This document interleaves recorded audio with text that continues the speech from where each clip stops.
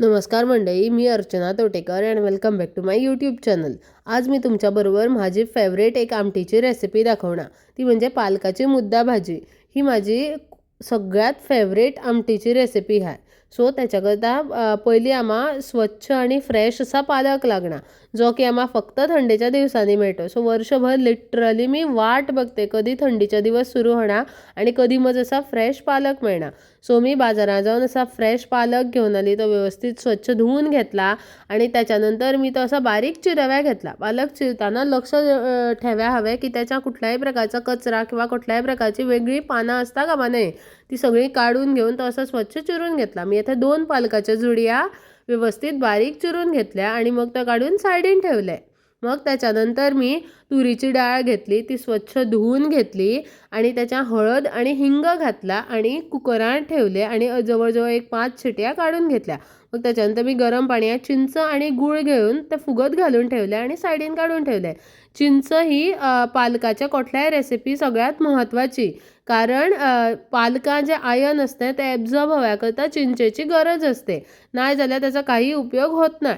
So मग त्याच्यानंतर मी एका कढईत थोडेसे तेल तापवून घेतले, त्याच्यात थोडीशी सासवा घातली, ती सासवा तडतडल्यानंतर त्याच्या बारीक चिरलेल्या मिरच्या घातल्या आणि मग मी पालक घातला बारीक, जो आम्ही मगा चिरून ठेवला तो, आणि त्याच्यात थोडेसे मीठ घातले, ते व्यवस्थित चाळून घेतले आणि झाकण ठेवून तो पालक मी वाफेचेर पूर्ण शिजवून घेतला। मी याच्या एक्स्ट्रा पाणी घातलेले नाही, कारण पालका मुबलक प्रमाणात पाणी असते। सो आम्हा एक्स्ट्रा पाणी घालायची काही गरज नाही, तो वाफेर व्यवस्थित शिजतो। आणि जोपर्यंत हा पालक शिजत होता तोपर्यंत मी लसूण सोलून घेतली। सो ह्या रेसिपी लसूण आणि शेंगदाणे भरपूर प्रमाणात लागतात। जी काय ह्या भाज्ये टेस्ट येते ती ह्या लसूण आणि शेंगदाण्या लागूनच येते। सो लसूण आणि शेंगदाण्या घालताना अजिबात कंजूसी करप नाही।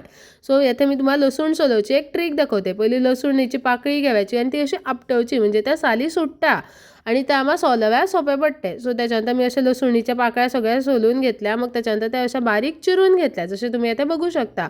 सो मी येथे जवळजवळ ते एक फूल कशा येते बघा लसणीच्या, त्याच्या सगळ्या पाकळ्या घेतलेल्या आहे। सो त्या झाल्यानंतर मी त्या काढून साईडीन ठेवल्या, तोपर्यंत माझा पालक पूर्ण शिजून झाला। मग त्याच्यानंतर मी शिजलेली तुरीची डाळ होती ती काढून घेतली, ती व्यवस्थित मॅश करून घेतली आणि ती ह्या शिजलेल्या पालकाभितर ॲड केली आणि व्यवस्थित चाळून घेतली। त्याचबरोबर जी मग आम्ही चिंच फुगत घातलेली त्याचा एक कोळ काढून घेतला आणि तोय चिंचेचा कोळय बी मी ह्याच्या ॲड केला आणि व्यवस्थित चाळून घेतले। मग त्याच्यानंतर मी हे शिजव्या थोडा वेळ झाकण लावून साईडीन ठेवले आणि एका लहानशा पॅना आम्ही थोडेसे तेल तापवून घेतले, त्याच्या आम्ही शेंगदाणे आणि जी आम्ही मगा लसूण जी बारीक चिरून घेतलेली ती घातली आणि व्यवस्थित चाळवीत मी ते गोल्डन ब्राऊन होईपर्यंत शिजवून घेतले। हे गोल्डन ब्राऊन होते आले की ते व्यवस्थित असे क्रंची होतात, शेंगदाणे बी आणि लसूण बी, आणि ते बेस्ट लागतात पालकाच्या बरोबर। सो पालकाची आमटी अशी मऊसूद असते आणि त्याच्याबरोबर हे क्रंची शेंगदाणे आणि लसूण बेस्ट लागते।